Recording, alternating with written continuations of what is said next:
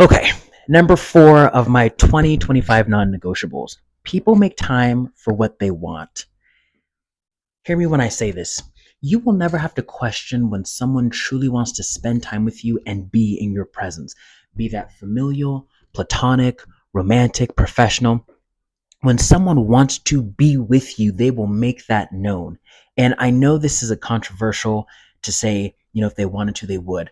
I personally still believe that because, again, your words tell me who you want to be, but your actions show me who you are. Now, if someone does not know how to communicate, hey, I'm at my max capacity, this is what I have the capacity to do as of right now, that's on them. That's not on you. But again, vice versa. If the same is true of them, then the same is true of us. We have to communicate that. Um, because I also know this because two things are true and one thing is for certain. If they won't or can't, someone else will. And this is where I think having standards, having expectations and boundaries is a really good thing because, proverbially speaking, here, when a man says to a woman, "Oh, your standards are too high," the next guy who's saying, "Oh, that's light work. Great, that's easy enough for me to do." The people like to show up with the bare minimum and we think that's acceptable. And if not acceptable, that's what we've been trained to accept and expect and tolerate from people. When in reality, showing up with our best and our full self, that's a very hard thing to do and to do it every day, of every second, of every moment. Because again, people show us how we want to be treated, and it's up to us to determine whether or not we want to accept that.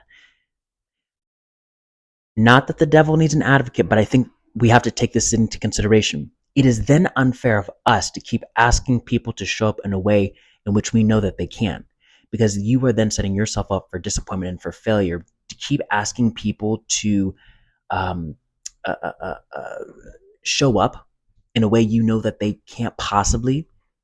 We also have to take accountability and consideration for what we know to be true of them, especially if it's someone that we know. Again, someone who we have a pre established relationship with. Because again, when people show you and tell you who they are, we have to believe them the first time, especially when that behavior is consistent. So again, if the same is true of them, the same is true of us, because it's all too easy that we like to get on our high horses and say woulda, coulda, shoulda. We got to lead by example. And as my mom often says to me, we have to model for kids the behavior we want to see. Adults are no different. We have to show our friends, show our loved ones, show our colleagues, show people how we want to be treated. Because then we have to decide if that's something that we are going to tolerate. If it is, okay, great. Then the onus is on you, because all too often, and I'll say this in closing, well, how could so and so treat me this way? Why did you let them? Again, accountability and responsibility of self. We, at the end of the day, have to take accountability for what we are and are not willing to accept. It starts with us and it ends with us. And I'll say this, it's almost disrespectful of people, their emotions, and their times when we play these games for what we think is socially acceptable or what we think is not socially acceptable. We will run ourselves ragged and get ourselves worked up for things that are none of our business, that are none of our concern, for that are out of our control. So the only thing that we can control is how we show up. So again, in closing, people make time for what they want. And if that's not you, you got to be okay with that. Or when they show you that, especially time and time again, you have to decide, is this something that I want to accept going forward?